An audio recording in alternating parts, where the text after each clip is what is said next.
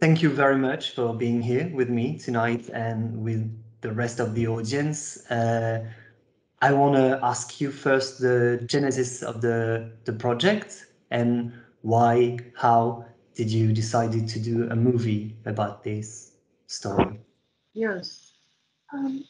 So for myself, I began probably when I was 17 is when I really became very, very interested in wanting to know as much as I could about the Holocaust. And so I started researching and read some really dark books, Elie Wiesel's Night. I read everything that I could find. But I also knew that my mom, well, my father escaped on the Kindertransport, but I knew my mom had escaped and ended up in Cuba. And I'd read a few stories that other people had done, but she told me a little bit about her family escaping to Cuba. And so she also mentioned she was working in a diamond industry, and she always said it was a win-win situation. So when I was 17, it was enticing, but later on, when I began to go to Cuba and be there many times, mostly for dance and music, later on, I began to think, if I'm going to record this story, or learn more or put it down, because as you mentioned in your letter, there was very little in Cuba about this story. So I began to try to record Mom's story, and that's how I had the great fortune of meeting Robin. And then the more we recorded, the more we thought, oh my gosh, this is an amazing story. Let's see if we can find other people if we can. So that's when we started to reach out to other refugees, and luckily we were able to find 4 who wanted to be interviewed, and it kind of built from there. And I think a really important part was to document Mom's story, but also to tell the story about Cuba, because with the St. Louis, many people thought that Cuba hadn't let in refugees, and after the St. Louis, that was it. And I felt it was so important to continue to tell the second part of the Cuba story about them really letting in refugees. So, and especially, you know, with Mom as my main as my main topic. So, so that was mostly how the film began. Yeah. Mm-hmm. And Robin, of course, has her trajectory. Let's say that it did take us several years to complete the project, and it started not being a film project. Like Judy said, it initially was just to interview her mom and collect her family story. But it was so captivating, and the more we talked to Marion, the more she began to remember things. And I think, Marion, you enjoyed the process of looking back, you know, at your childhood history. And then as we started to look for other characters to introduce into the topic, we found people that also had really captivating stories. It just had to be made into something that we could, you know, that could be shared with audiences all over. It's so important to remember these personal, individual stories, not just the broad history of what happened, but here, you know, people's memories, I think. Awesome. And that was the second question I got about it. For you, Marion, how was it to just like being able to go back to that period and those I don't know, memories? Was that good for you? J'étais enchantée parce que j'ai dû faire revivre une grande part de ma vie à laquelle je ne pensais plus. On avait oublié, et voilà, tout à fait, une grande partie de ma vie s'est réveillée. J'étais enchantée et j'étais très reconnaissante à ces 2 femmes d'avoir le projet de faire un film de mon temps passé au Cuba. Mm-hmm. Et avant cette période de Cuba, est-ce que vous pouvez nous rappeler d'où vous venez, Marion, le trajet de votre famille avant Cuba? Oui, c'est assez long. Je suis née à Hambourg, en Allemagne, Et ma famille et moi ont émigré en novembre 1938 en Belgique. En Belgique, on a passé une année libre, une année sous l'occupation des Allemands. Et en 1941, nous sommes partis illégalement de Bruxelles à Marseille. Ça, c'était un projet extraordinaire. Et de Marseille, finalement, on a reçu le visa cubain et on a passé par l'Espagne, par le Portugal, on a pris le bateau à Lisbonne et on a quitté l'Europe. Et donc, vous continuiez à vivre avec d'autres Européens réfugiés comme vous. Ça vous, ça vous donnait un cadre. Quel était le cadre juif que vous aviez à Cuba? Qu'est-ce qui faisait que vous saviez que vous étiez juif en dehors du fait d'être réfugié? Très peu, Très peu. très peu. On a, on a on est très laïque, nous étions très laïques, donc on savait très très bien, ah oui, on est juif, on est réfugié, on a de la chance d'être ici, mais au point de vue religion, très peu, très peu. Quand vous dites que vous apparteniez à des mouvements de jeunesse sionistes, est-ce que vous pouvez me dire un peu plus sur cette vie associative à Cuba à l'époque? Eh bien, toute la jeunesse se rencontre tous les samedis après-midi dans une organisation qu'on appelait Bantif. Bantif, ce que veut dire sur le chemin. Et on chantait, on dansait, on avait des discussions. Et c'était la plus grande partie de ma vie sociale à Cuba. Très bien. Et quand cette vie sociale, comme vous l'expliquez dans le documentaire, quand cette vie sociale s'arrête à la fin de la guerre, quand les gens vont partir de Cuba, vous décidez d'aller aux États-Unis. Est-ce que vous pouvez nous dire si toute votre famille est partie aux États-Unis ou si une partie est rentrée en Europe et pourquoi n'êtes-vous pas revenu en Europe? Est-ce que vous avez considéré que c'était fini, c'était une autre page, l'Europe? Euh, on espérait venir aux États-Unis pour des années et des années. Et quand finalement le visa est arrivé, il n'y avait aucune question de retourner en Europe.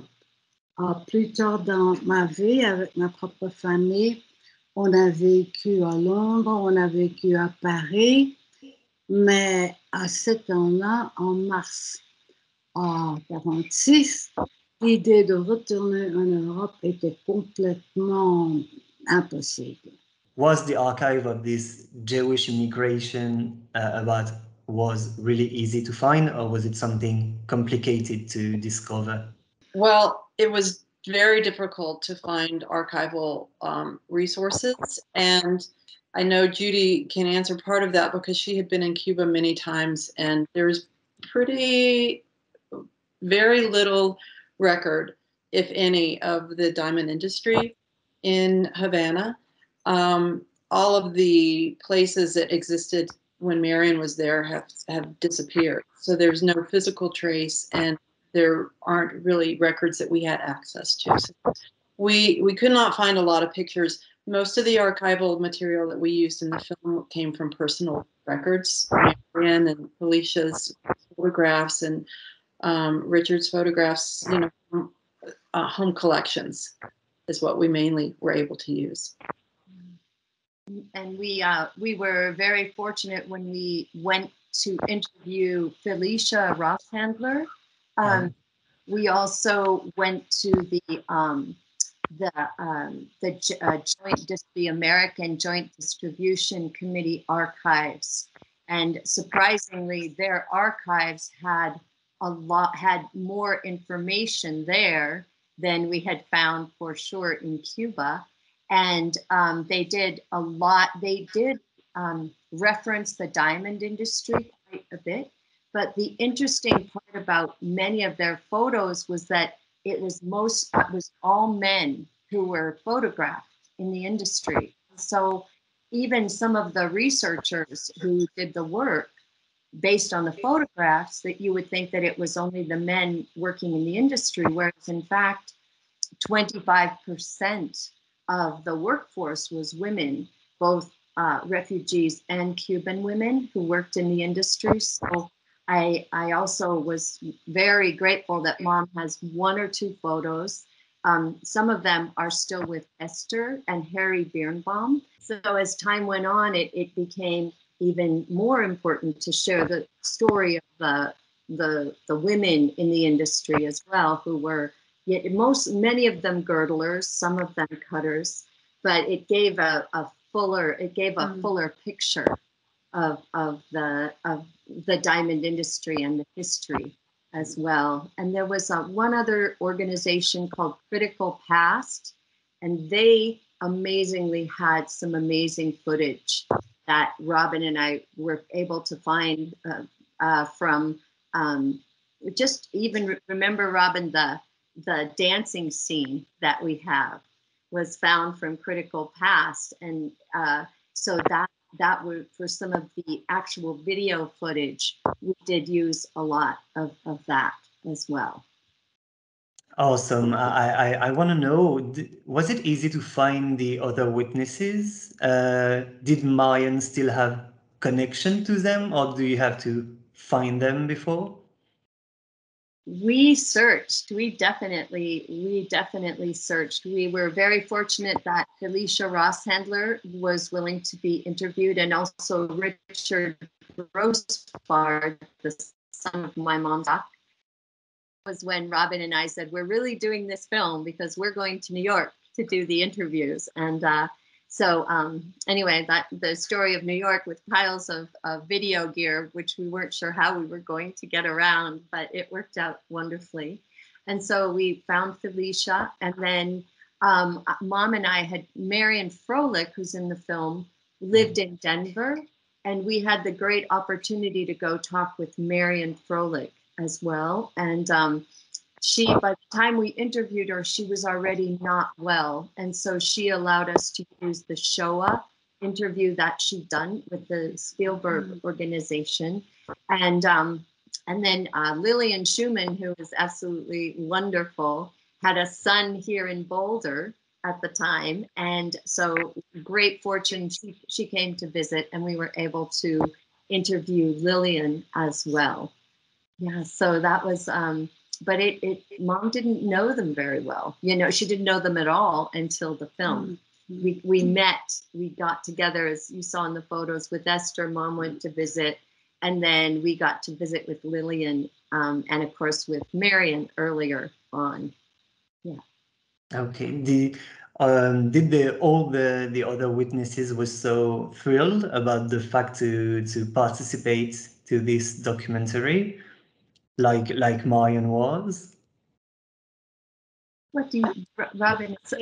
What were they enjoying the idea of some maybe a little bit shy about sharing?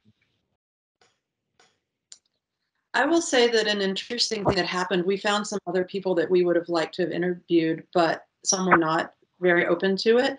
I think it's a difficult memory to go back into for some people. And we found that other than Richard, you might notice that the other characters are women, and the women seemed more forthcoming and willing to, share their memories, which was an interesting observation for us. Yeah, very interesting. But Erich, yeah. We only have his. So with Erich, Erich Jacob, who we read his, we have his memoirs. The memoirs came to us from his daughter. from his daughter, who shared many things with us. And so we found a friend of ours, William Safran, who survived the Holocaust, truly survived by escaping many horrible things. And he had a beautiful German accent, which was still there. And he was the one that read the memoirs for us, the sections of memoirs for us. All right.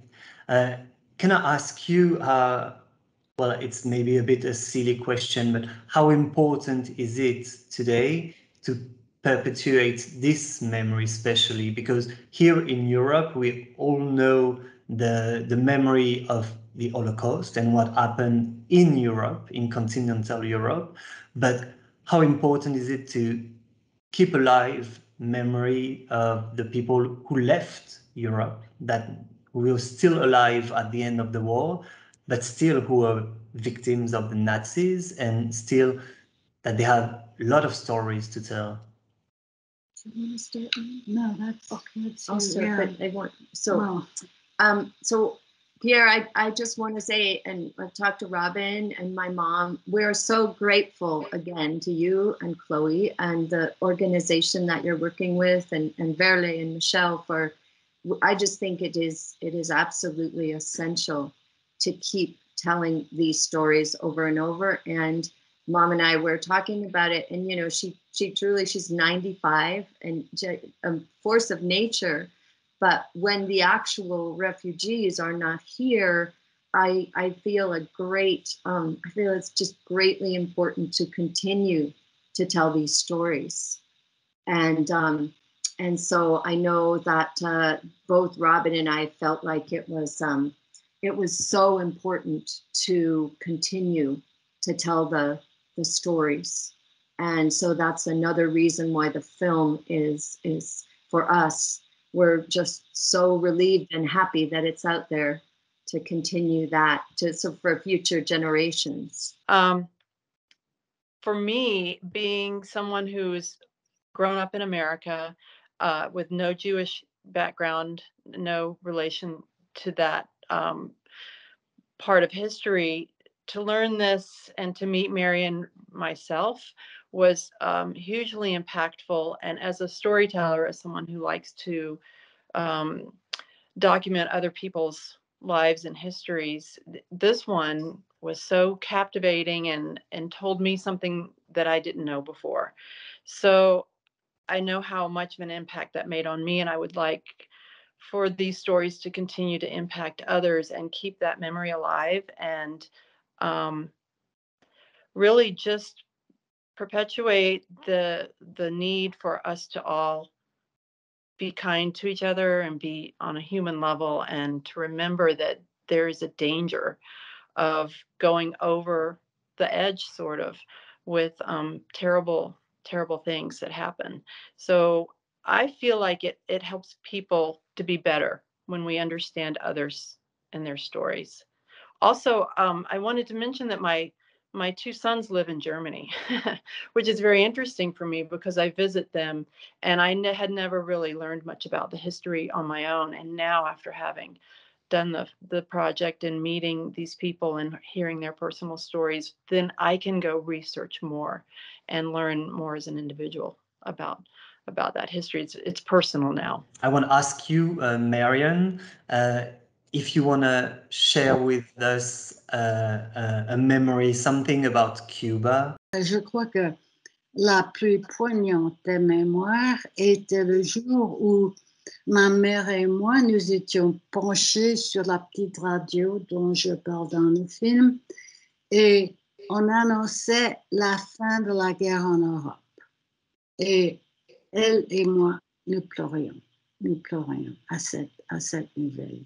Et je suis très, très reconnaissante de ma vie au Cuba. Ce n'était pas seulement que ça a sauvé la vie à ma famille et à beaucoup d'autres, c'est aussi que c'est une expérience tout à fait